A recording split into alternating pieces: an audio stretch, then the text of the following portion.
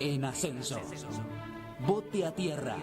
Con la conducción de Gonzalo Quintas y Carlos Seriani. Bote a tierra. Viernes de 20 a 22 horas. En Caput. ¡Ah, sí! Si quieres ver un paraíso, solo mira a tu alrededor y velo. Radio Caput. Desde el lugar de las utopías. Radiocaput.com. Estás conectado. Estás en Caput.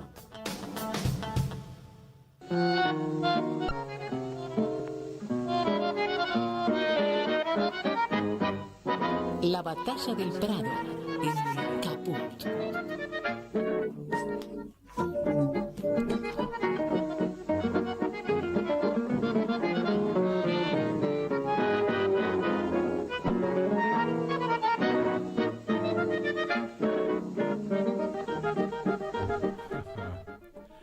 Bueno, jueves 24 de julio de 2025, el invitado de hoy, muchas gracias por estar, Raúl. No, por favor, gracias por la invitación. Para un público como el de esta radio, Sí. de esta Radio Caput, medio que ya todo el mundo te tiene remanchado. Este es el que escribe de economía en Página 2, el que está ahí con Tonietti en esto. Yo te veía mucho con Telma Luzani también. Claro, en el Internacional. En el Internacional, Sí. Muy lindo programa. Oh, ese. flor de programa. Muy lindo Sí, programa. sí, una producción magnífica, tenía edición. Pero la verdad que trabajaba mucho la gente, inclusive estaba atrás de cámara. Y las discusiones y... Sí, se había armado un lindo muy lindo todo eso. un lindo equipo, ¿viste? A veces teníamos puntos de vista contradictorios y otras había siempre había temas que siempre dominaba uno más que el resto, entonces el resto lo hacíamos de preguntones, ¿viste? Claro. Entonces ese complemento siempre fue bueno, siempre fue un... Ahora, más de uno que te reconozca, que te Sí. vea enseguida, va a tirar la bronca, porque va a decir, no, ¿cómo no le van a preguntar, como diría Pablo Sí. Barnabas, cómo le pregúntenle por el dólar, pregúntenle qué va a pasar, en qué invierto, como si tuviera... Hablamos de lo que quieras, no hay problema. Pero la verdad Sí, es que te estuvimos buscando, haciéndote marca personal, a partir de esto que inventaste, un espectáculo sí, con el título de Criptofóbicos, sí. ¿ah? Que es realmente una cosa novedosa y que todavía no tiene techo. Bueno, mira, Ahora qué hermoso. tenemos algunos videitos para mostrar. ¿Ah, sí? Sí. Bueno. Y una primera pregunta, que porque es un espectáculo donde vos haces monólogos, Sí, conversación, sí, sobre el tema que más manjás, sí, que es la economía, la política económica. Tal cual. Pero puesto de tal forma, Sí. con estos músicos que yo te decía en chiste, parece Specker, parece Scaloni. Eligiendo. Fíjate, Martín Loza, sí, ponenos la primera foto de aviso de criptofóbicos, así la vamos recorriendo. Bueno, este Spinel. Es cuando se avisa que va a estar criptofóbico en la biblioteca de Saavedra. claro, ¿verdad? que fue el último que hicimos, sí. Esperá que aparezca la Sí. tofo ahí. Te voy contando mientras. Sí. Lo de criptofóbicos es una novedad, porque en realidad lo venimos haciendo de antes. Sí. Y a uno de los. Y le vamos siempre cambiando un título. El primero yo me acuerdo que era Contra las cuerdas, porque era únicamente con guitarristas en ese momento. Ajá. Mira, ahí Quedamos tenés el contra las criptofóbico. cuerdas. Y este criptofórico apareció después de lo del escándalo Libra, ¿no? Y ahí se nos ocurrió un poco la claro, cosa. Claro, porque yo tenía noticias de esto, de una Sí. actuación en la biblioteca de Saavedra, Sí. Anterior a Cripto. Claro, bueno, ahí es un poco la génesis de todo esto, es la biblioteca de Saavedra, y culpa de un amigo común, Jorge Marchini, director de la biblioteca, economista también, con el cual una vuelta, me acuerdo que hicimos un viaje, creo que a Montevideo, íbamos a participar de un evento, así de un seminario, y en el viaje yo le cuento que me estaba tomando clases de canto, bueno, él también muy tanguero, ¿viste? Entonces por eso le conté a él, estoy tomando clases de canto, me está gustando, me di un poquito de tiempo para esto. Y él me dice, y tenés que cantar en tus espectáculos. Le digo, te estoy diciendo esto para decir que luego por... No, mira, lo podemos hacer en la biblioteca, y si das una charla y después te cantás unos tangos, un paso le ponemos un poquito más de onda a la cosa económica que siempre es tan pesada, dice que la gente sale como para pegarse un cuetazo en la esquina. Dice, encima me decía, vos la forma que tenés que decir las cosas así francamente, directamente, es muy duro. Bueno, y así empezó, y el poco tiempo yo tenía previsto una charla ahí, una charla de economía simplemente. Y él lo empezó a anunciar, Rulo, te la cuenta y te la canta. Está bien. Y yo le digo, pero ni me consultaste, me está mandando al frente. Entonces se lo cuento a Nacho Cedrún, que ahí aparece con la guitarra, que todavía nos sigue acompañando. Que Nacho, que es mi profesor de canto. Digo, qué bien canta Nacho Cedrún. Es una maravilla. Toca la guitarra y canta bárbaro. Un estilo así. Hombre de Villarreal, dicho así. Exactamente. Y ahora dentro de poquito, ahora vamos a contar, porque va a estar ahí lanzándose medio como solista en Villarreal. Bueno, el asunto que se lo cuento a él y me dice, y dale para adelante, vamos a darle. Voy yo de acompañarte con la guitarra para que sientas un poquito más de confianza. Hicimos eso, hicimos la charla y después, hicimos 3, 4 canciones. Y así que como después Jorge Marchini sigue diciendo, este fue el lugar donde Rulo debutó como cantante. ¿Y a los otros cómo los reclutaste? Y después de eso se nos ocurrió la idea, a él también le gustó mucho. Él formó parte de un grupo que se llama Las Bordonas, que son 3 guitarras y Charlie, el percusionista, que también estuvo con nosotros el otro día. Y dice, a mí se me ocurrió, charlé con ellos, le digo, ¿no quieres que hagamos algo con las Bordonas? Se engancharían, si hacemos, así ya le damos un poquito más como cosa de espectáculo de ellos, haciendo sus temas. Yo doy la charla de economía y después me canto algún tanguito con ellos, digamos, que un poquito la gracia era hacer algo así. Y así empezamos con las Bordonas. Por eso al principio se llamaba Contra las Cuerdas, porque eran 3 guitarras, fundamentalmente el acompañamiento, y hacía alusión también a la situación económica, ¿no? Esto era en la época de Macri, cuando empezamos. Y así hicimos un primer espectáculo en el Café de los Patriotas, me acuerdo. Volvimos a hacerlo en Saavedra, y así vamos itinerando donde nos invitaran o donde no nos encontraban. Así que viene de allá. Después se fue armando este grupo, después se sumó Pablito Bernaba con el bandoneón. Te nombro otro, yo me lo anoté al Flaco Legal, que te acompañó. El Flaco Legal, que no estuvo esta última vez, pero siempre está haciendo la parte de humor político. Charlie Torrado, que es el que... Charlie, que estuvo, que también viene de Las Bordonas, percusionista. Y es artista plástico también. Y además es artista plástico. Son todos cracks. Y en la última... Y además es radiólogo en el Hospital Tornum. No, ¿estás seguro vos? ¿Será el primer? No, así dice él, bro.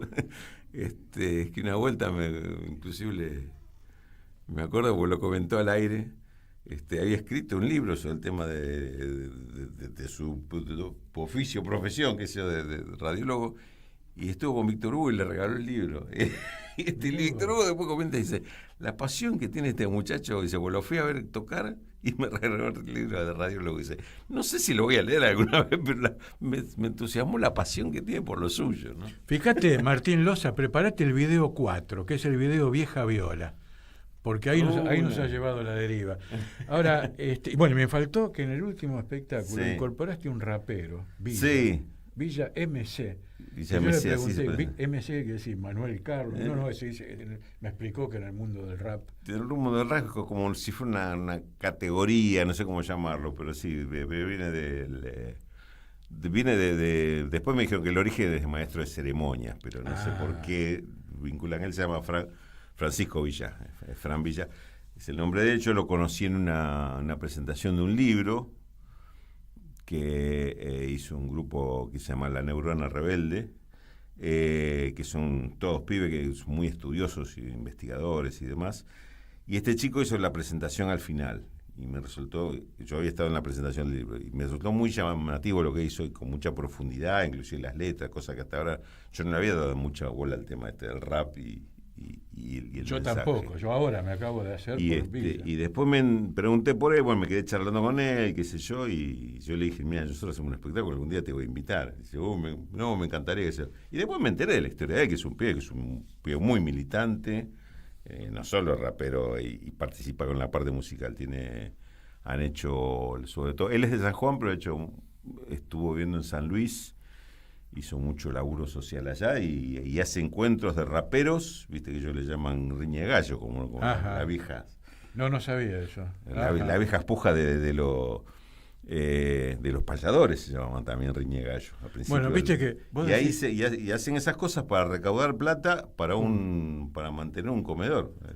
Para gente humilde. Vos decís que Charly Torrado, además de ser percusionista, artista plástico, guitarrista muy bueno, también cuando preparaban el sonido, escolació unas cosas de rock, y encima es radiólogo. Entonces nadie lo cree. Sí. Entonces, para todo este menjunje, ponenos ese video de Vieja Viola para que la gente sepa que no estamos macaneando, que este es el mismo que escribe La Economía, también canta el tango. No es inteligencia artificial.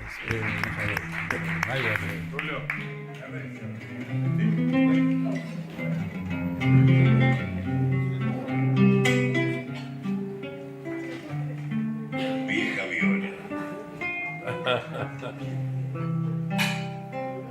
Vieja Viola, garufera y vibradora,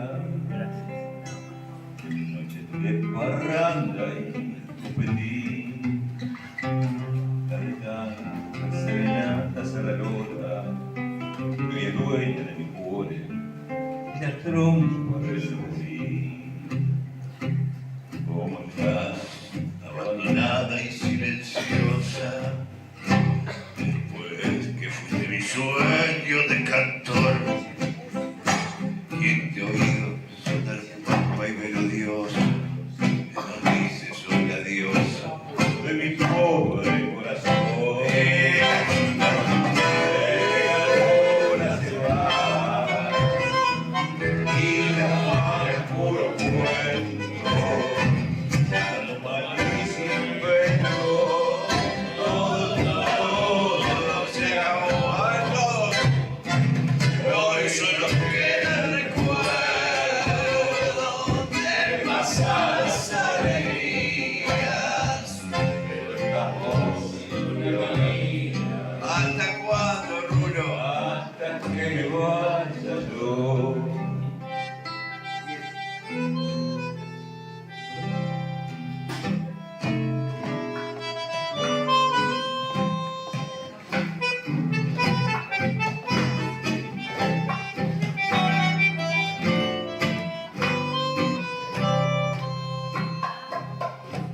¿Cuántas veces pongo el brazo de la zurda,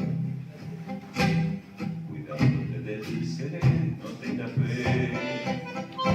Y por más que me encontrase bien en curva, conservándome en la línea, de trocurra te quedé. Son los años de la vida te compone y la suerte me recoja de cambiar. Yo te juro que te cambio en la cordona, me recibo en el escabio y te vuelvo a hacer sonar. Que la bola se va, que la bola se va, y la fama es puro cuento, la fama es puro cuento, a mi marido sin cuento, toda la bola se acabó. Hoy solo queda el recuerdo de pasadas alegrías, la voz y la vida. ¿Hasta cuándo, Rulo? ¿Hasta cuándo? Hasta que me vaya yo.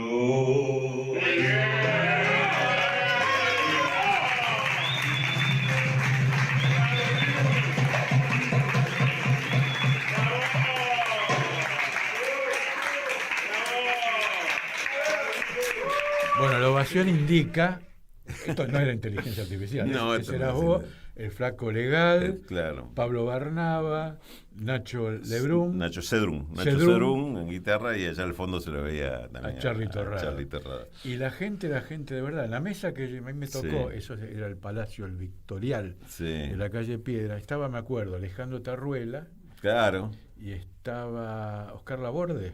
Está Oscar también, sí. Oscar Laborde, sí, hay mucha gente. Sí. Y el que aparece en un momento que se mete una mano así que está sacando fotos, es la de Claudio Orellana. La de Claudio, sí. Estaba ahí que hizo la presentación. Que se escucha el vozarrón también ahí en el... Claro. Oye, ¿cómo hiciste vos? Supongo que como vos has trabajado en mucha radio y televisión, ¿eso te desinhibió para subirte a un escenario? Sí.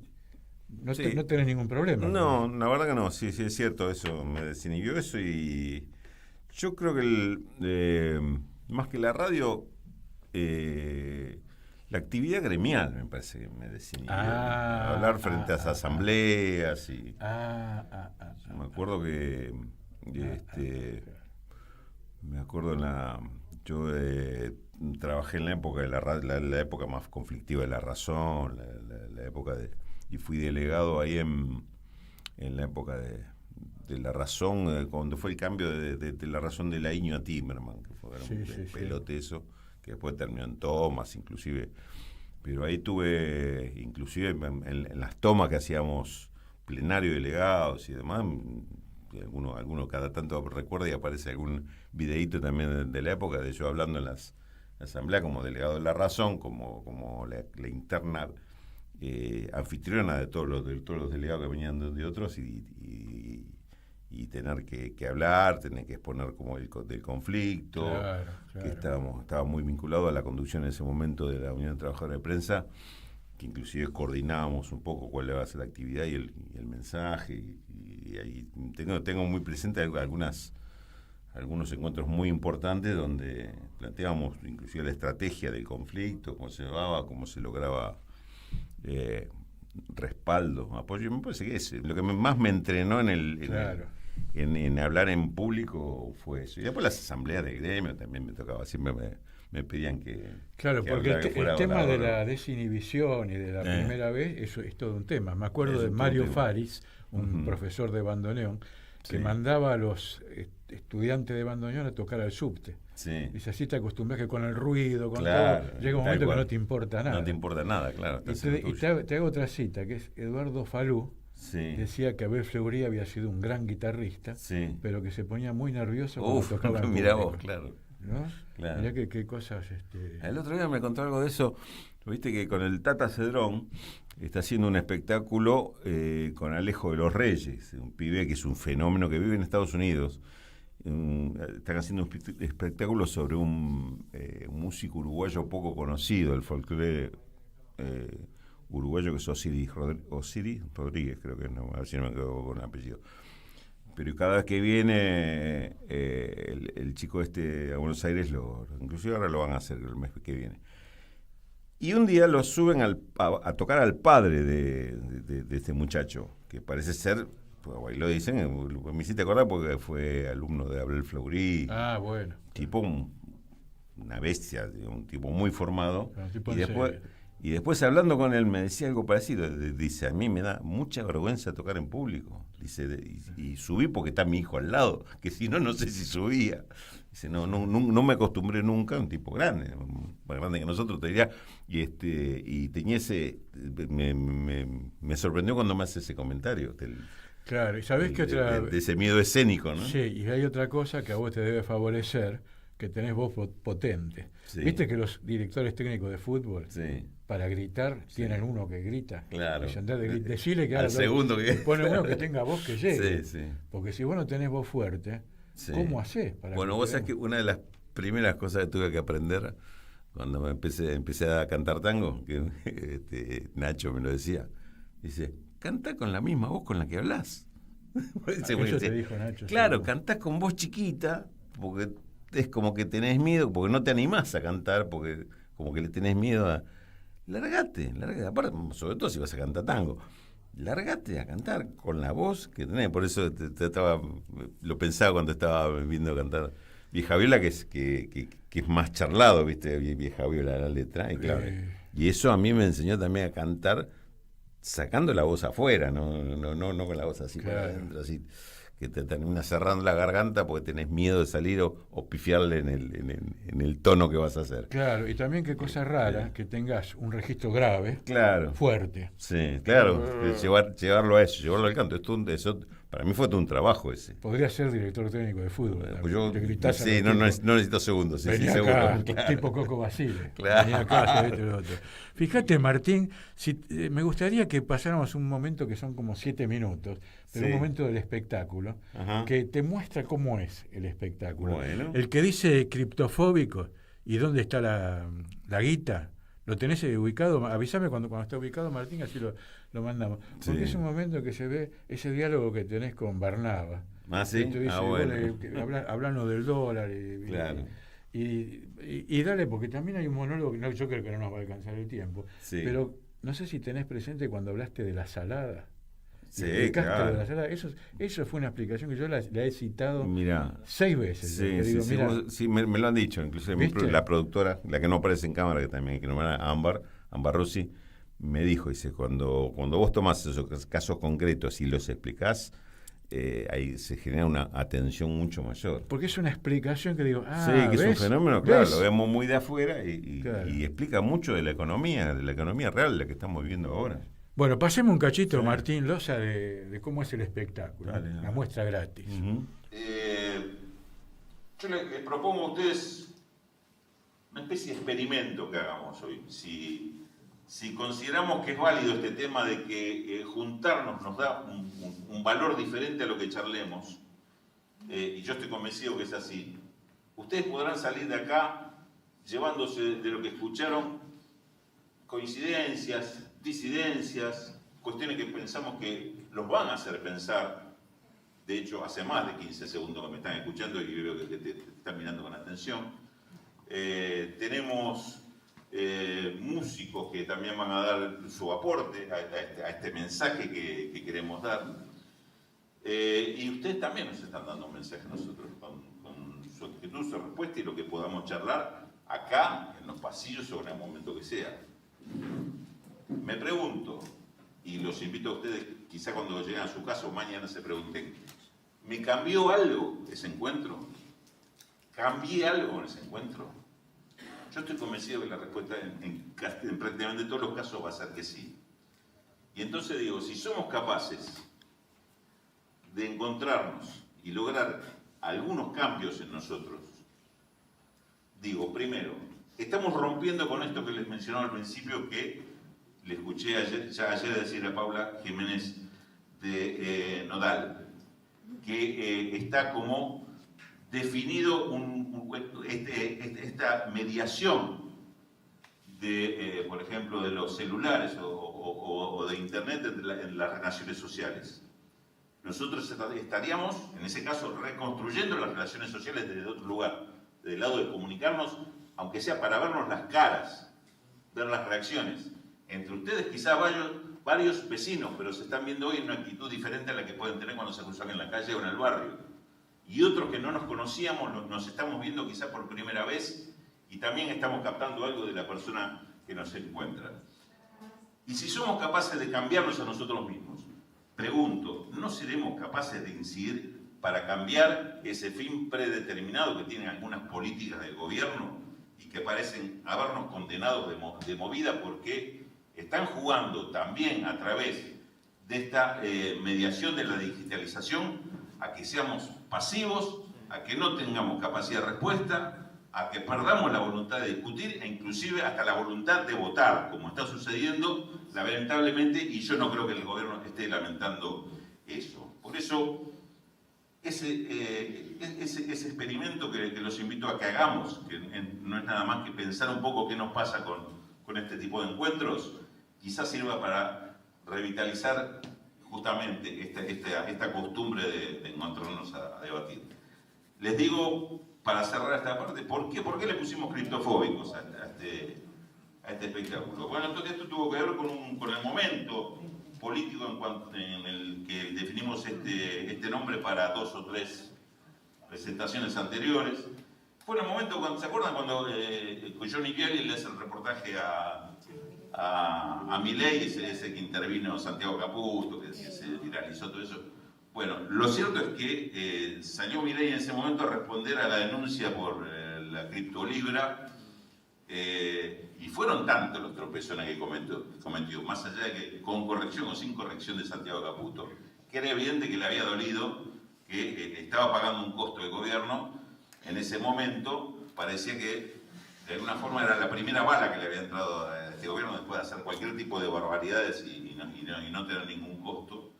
Y por eso se nos ocurrió meternos con eso y decir, agarrémonos de esto, después veamos. Y como la cosa siguió y está todavía pendiente, nos gustó el nombre de criptofúbicos y seguimos utilizándolo. Ahora, después, quizás deberíamos haberlo hecho antes o no. Fui al diccionario a ver qué quería decir criptofóbico, porque yo estoy convencido que habíamos inventado un nuevo término. No. Criptofóbico, dice el diccionario, miedo irracional y enfermizo a los espacios reducidos. No tiene un carajo de ver con lo que habíamos hecho nosotros. Pero no tenemos miedo ni a espacios reducidos, ni espacios, mucho menos a los espacios amplios. Queremos espacios amplios y con mucha participación. No le tenemos miedo a eso. Al contrario, lo alentamos, pero no gustó el nombre, así que lo mantuvimos más allá que eso. Y luego lo expresamos así, y también lo expresamos con música, claro, los compañeros, con el talento de los compañeros. Auspiciado por Libra.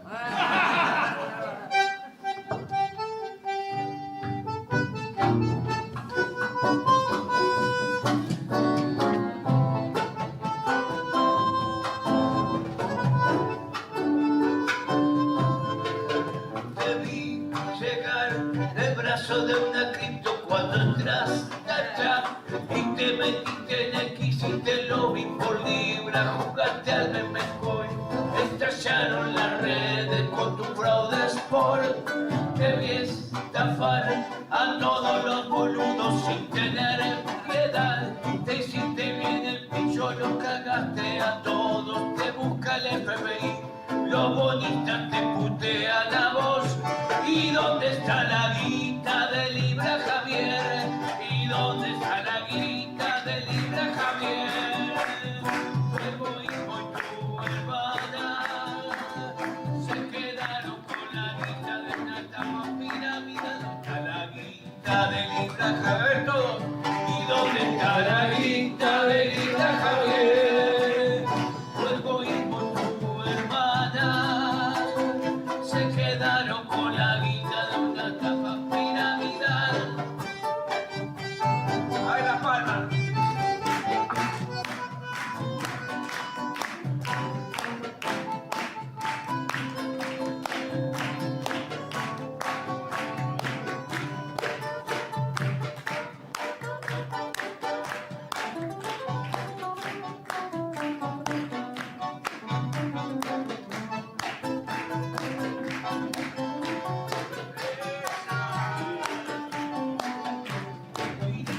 Aquí con una motosierra y empezaste a mentir, mirando la demencia no sabían qué hacer, te votaron igual, no pegaste un recorte y te pusiste a zafar. ¿Y dónde está la guita de Libra Javier? ¿Y dónde está la guita de Libra Javier?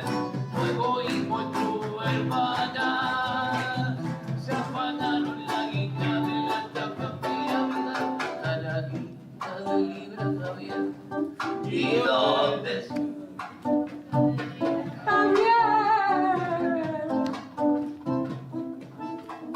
Se quedaron con la guita de una estafa piramidal. ¿Dónde está la guita?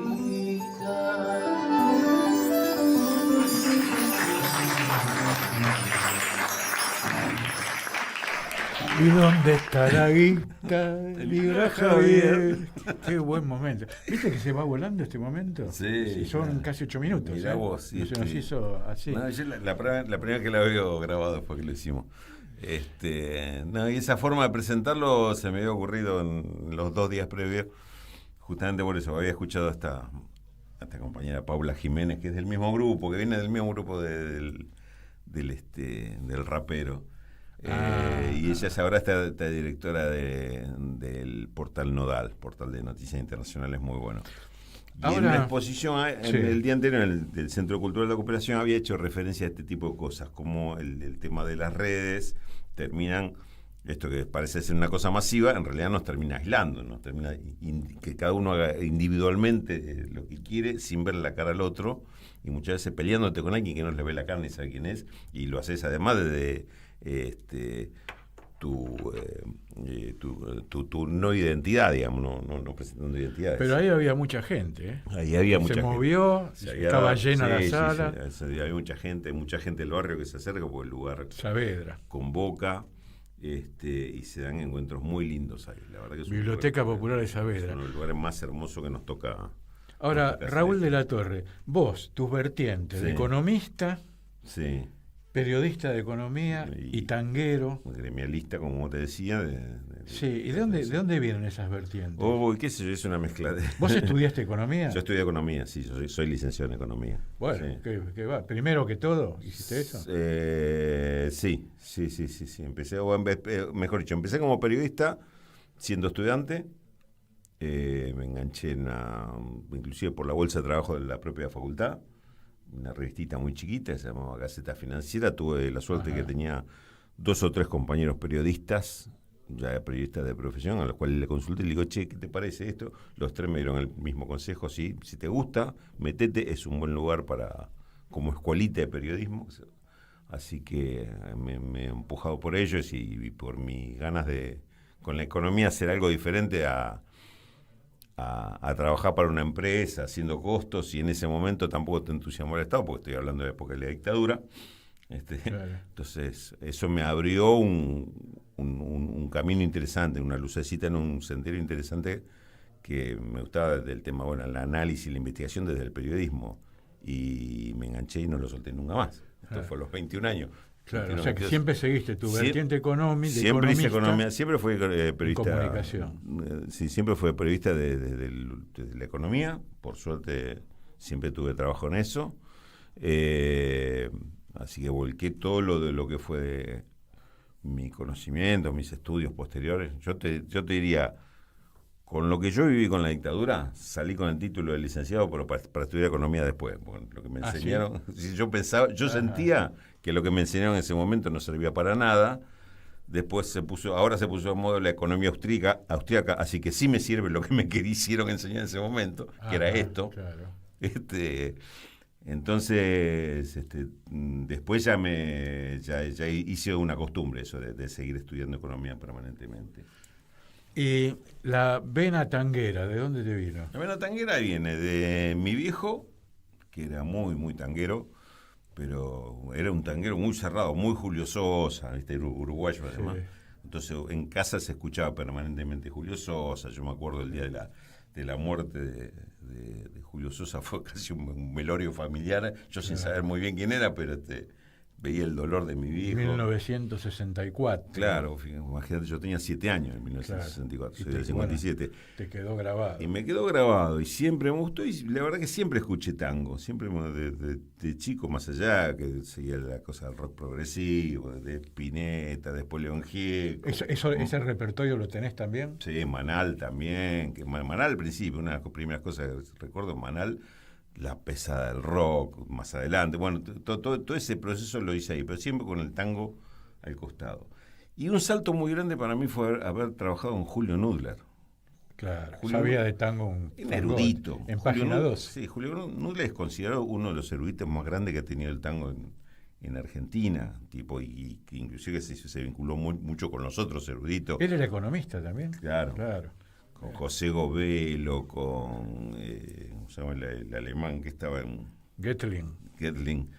Jorge Goettling. Eran tipos con los cuales él charlaba mucho. Entonces ahí ya me dio otra visión del tango, ¿no? Ya de la visión del tipo especialista. Entonces tenía lindas charlas con él. Nudler y vos estaban en Economía, en página 12. Estuvimos primero en La Razón y después en página 12. Como junta los dos iban. Sí, o sea, me llamó. Primero me tocó en La Razón por consejo de otro amigo común, Alberto de Arriba. Claro, crack de los grandes. Y un día me llamó. Julio lo admiraba de leerlo, sobre todo cuando él estuvo en la época europea, que él vivió en Alemania, vivió en España, escribía notas de economía internacional, entonces yo me enganchaba mucho con eso. Y un día me llama y me dice: Raúl, que soy Julio Nudler, voy a empezar en La Razón, estoy armando el equipo. Me dijo Alberto de Riva que vos sos muy bueno, y si sos bueno para Alberto de Riva, ya sos bueno para mí. No te llamo para entrevistarte, te llamo para ofrecerte laburo. Lo primero que pensé, esto es una joda, esto es un chiste. Alguno puede ser cierto que Julio Núñez me está llamando a mí para hacer con eso. Y así fue. O sea, lo llamé inmediatamente a Alberto, le digo, che, ¿es cierto? Sí, me preguntó y le dije que yo. Bueno, así que así empecé con él. Y después la historia se completa porque él fallece hace ya 12 años, más o menos. Julio Núñez. Sí, yo me relacioné mucho con el hijo de él, porque inclusive lo hice concursar. Cuando yo estaba en Canal 7 lo hice concursar para redactor y me entró, es un pibe muy preparado. Mira. Hijo de Julio Nudra y de Hilda Cabrera, otra periodista. Ajá, claro.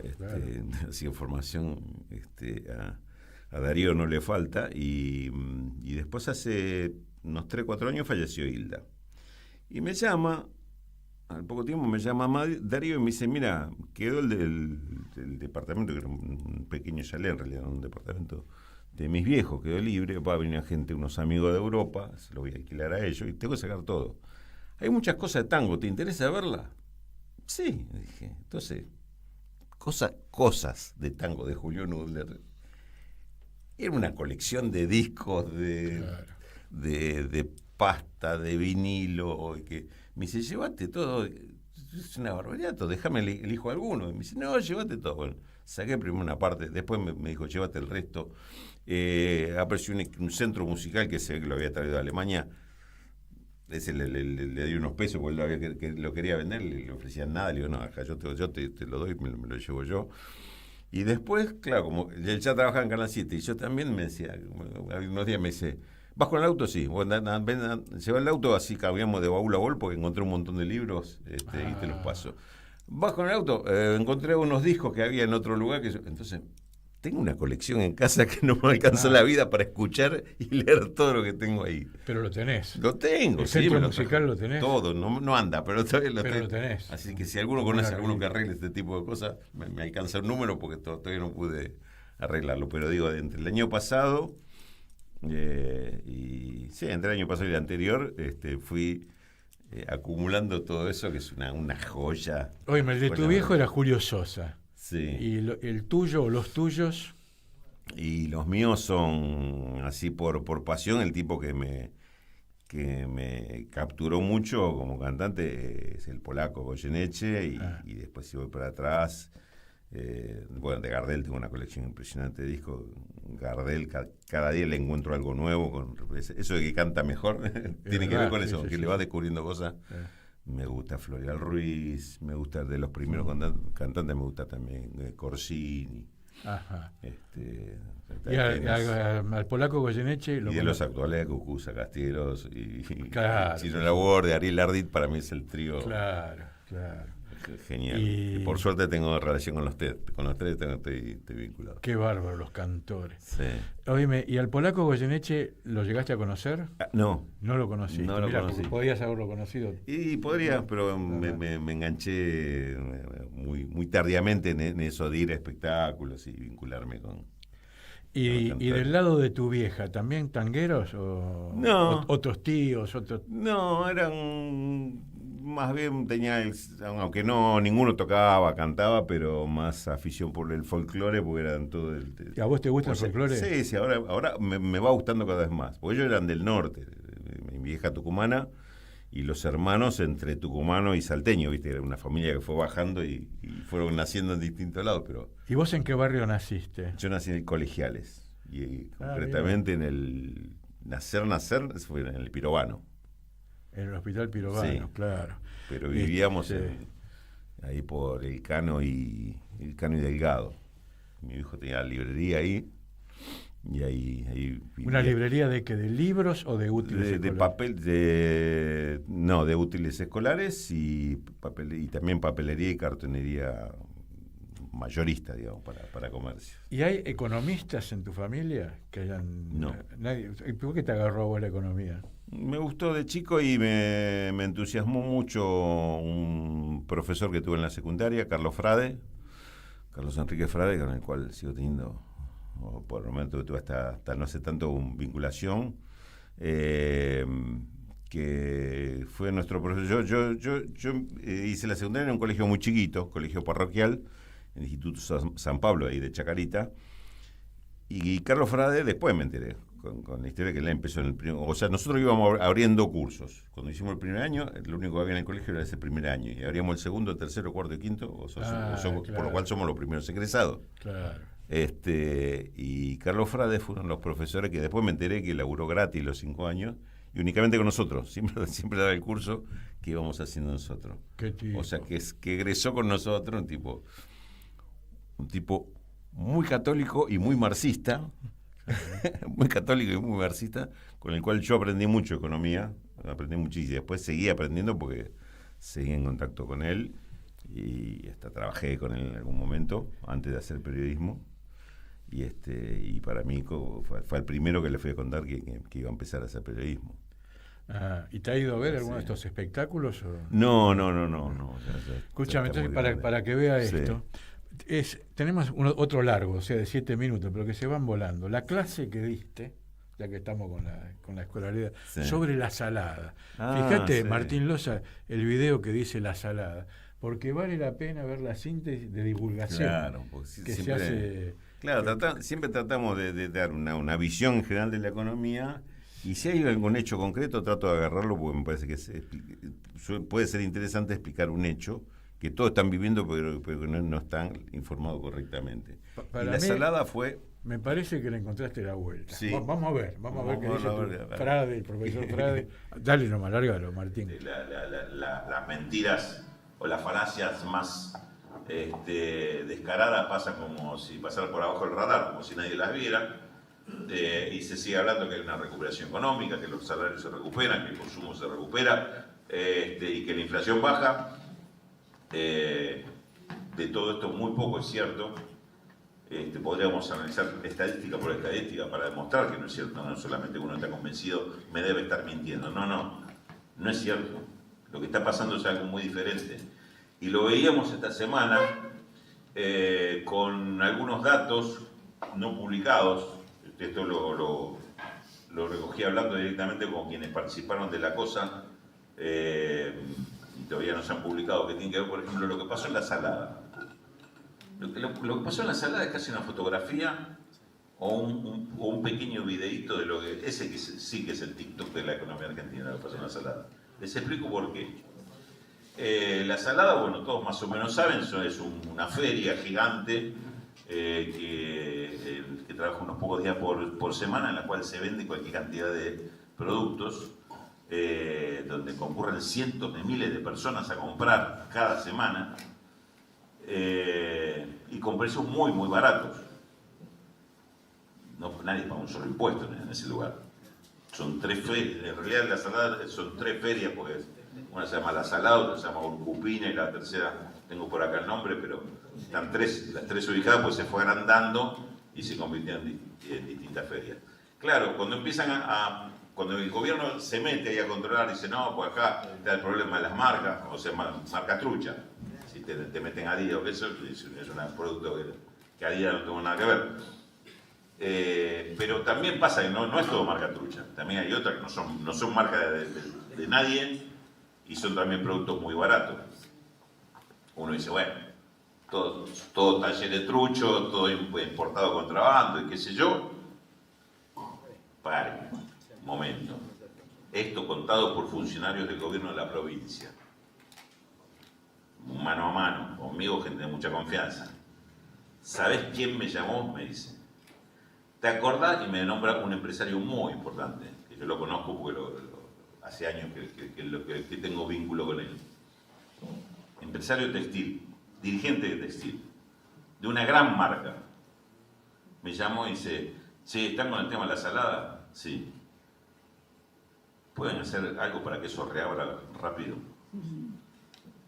Entonces, las grandes empresas textiles, que se supone que son los perjudicadas por el laburo negro, porque es una competencia, como ellos siempre han dicho, competencia desleal, se queja porque la salada está cerrada y pide a ver qué podemos hacer. Y el tipo diciendo, no me haga figurar en ningún lado. No quiere que nadie sepa que está diciendo eso, pero están pidiendo que hagan. ¿Por qué? Porque las empresas nacionales también están vendiendo la salada. porque es el único lugar que mueve ventas en este momento. Entonces, si yo produzco toda esta cantidad de remerita y voy al shopping y voy a los comercios habituales de barrio y no vendo nada, y ya no estoy vendiendo ni siquiera en la avenida Avellaneda, lo mando a la salada y resulta que, o sea, lo mando a la salada sin impuesto. Entonces lo que vendo acá, a ver, voy a leer un precio real. Un par de zapatos que estoy vendiendo en los comercios tradicionales a 45.000 pesos, lo mando a la salada y en la salada lo estoy vendiendo a 13.000 pesos. El mismo par de zapatos, allá se vende. Porque aparte, en la salada, como decía, van miles de personas, llegan los micros, de cualquier parte del país. Porque inclusive llegan los comerciantes que compran ahí la ropa que van a vender después en sus respectivos negocios que pueden estar en Córdoba, en Jujuy, en Neuquén o acá en la capital federal o en Buenos Aires. Todos van a comprar ahí, fundamentalmente ahí, porque como la salada o como las 3 ferias que hay en la salada, en la provincia de Buenos Aires hay 39 ferias más que funcionan así, irregularmente. En condiciones que se abren los locales, venden, que cierran los locales, eso es tierra de nadie. La descripción que me hacía este funcionario me dice, que fue uno de los que participó en el tema de arreglar el quilombo de la salada, me dice, ¿vos lo conocés el lugar? Le digo, no, la verdad nunca fui. Me dice, bueno, menos lo conocés entonces al atardecer o cuando ya cerraron los negocios. No, ¿por qué? Es Bangladesh, eso me dice. Así me lo describe. De tierra de nadie, tierra de nadie. Pero en ese lugar se está moviendo gran parte del comercio y es donde están desviando inclusive algunas fábricas tradicionales. ¿Qué le quiero decir con esto? Que acá hay una realidad que no se está viendo en ninguna estadística, que no se está viendo en ningún análisis económico, que es que a la flexibilización laboral que impulsó este gobierno, es decir, laburantes que no le reconocen nada y están absolutamente en negro, ahora se agregó la flexibilidad productiva, si me permiten generar este término. Se produce en negro y los que producen en blanco pasan a producir negro o vuelcan parte de su producción al negro. Porque es la forma que tienen de encontrar el único lugar donde se está moviendo comercio y, como dicen ellos mismos, es el único lugar en las únicas condiciones que podemos competir con los chinos. Porque esos zapatos, que digo, que están 45.000 mangos en cualquiera de los locales que podemos recorrer, en cualquiera de los barrios de la capital o Gran Buenos Aires, cuando van ahí lo encuentran a 13.000 y compiten con otros zapatos chinos que por ahí entró y lo están vendiendo a 12.000, 11.000, 15.000, pero están ahí, están en línea para competirlo. Con el de 45.000 no compiten, no pueden competir. Se está yendo a un terreno absolutamente irregular la economía en su conjunto. Y el gobierno está alentando eso. Termina esto, o sea, esto en continuado sería, van a quedar menos, van a quedar totalmente en forma irregular o en negro, y ya no va a ser el empleado. Porque ¿saben qué está pasando con los empleados? Inclusive, empleados que están ahí laburando para alguno que tiene un local ahí, dice, no me venga a controlar, no me venga a pedir que me registre, si acá estoy laburando y de otra forma no sé si tengo laburo. Si a mí nadie me ofrece laburo en blanco, no es que me pagan menos por laburar en blanco, no me pagan, no me contratan. Déjame aquí tranquilo que... Bueno, eso era para seguirla también, porque sí, es la lectura de la realidad. De ¿viste? No, salió bien, sí, salió muy bien ese tramo porque... Sí, porque es cierto que explica mucho la salada. ¿De qué cuadro sos hincha vos? De Boca. ¿Sos hincha de qué Boca? Momento. Sí, qué momento raro. Y yo anoche veía un programa, apenas terminó el partido que perdió Boca, fue eliminado en la Copa Argentina, y veía cómo se discutía, ¿no?, en la televisión. Y yo decía, esto habría que hacer con la política, discutir así la política. Claro. Porque al pobre, a Russo, a los jugadores, les dicen todo y otro lo defiende, y qué sé yo. Pero en la política tenemos un cuidado. No se puede decir nada que todo es incorrecto. No, claro. Entonces, en vez de decir lo que pensás, decís lo que no puede caer mal. Claro. No. Y así como sos de Boca Juniors, Sí. en política tenés un carnet de afiliación, una cosa así. Sí. ¿Lo tenés de toda la vida o de cuánto? De joven, por lo menos, sí. Pero igual identidad política tuve porque tenía en la facultad, milité en la facultad, en la Juventud Universitaria Peronista y soy peronista. Sí. Y mira, pensé que no lo ibas a decir, porque porque viste que... Es más, te digo cuándo me afilié, porque en realidad no fui a afiliarme, sino que me ofrecieron afiliarme cuando fue la campaña de Cafiero versus Menem. Sí, claro. Obviamente me afilié del perdedor, de Cafiero, pero yo veía... En ese momento de la renovación peronista era un poco sobre todo del lado de... Yo ahí gremialmente estábamos con el sector de Germán Abdala, claro. O sea, la renovación de ese lugar que después fue lo que le dio el origen a la CTA. Qué figura Cafiero, ¿no? Porque claro. He visto que lo estaban pasando en la televisión, Cuño lo pasaba reiteradamente. Sí. Unos discursos de Cafiero extraordinarios. De ese momento, pero verdaderamente extraordinarios, sobre la cuestión de dar internas, de abrir. No, si claro. uno pierde. Sí. Antonio tenía esa capacidad de ver el peronismo con la necesidad de un peronismo vivo, y discutiendo. Oye, y cuando vos tenés que analizar un fenómeno económico para escribir sobre eso, ¿qué haces? Dejás la camiseta. En mi época, en periodismo deportivo, decían, la camiseta se cuelga al entrar a la redacción. Vos podés despojarte de tus anteojos y espirituales, ideológicos, lo que sea. Sí, hay un esfuerzo que uno trata de hacer, que es, porque digo un esfuerzo porque no siempre se consigue, pero de despojarse y ponerse...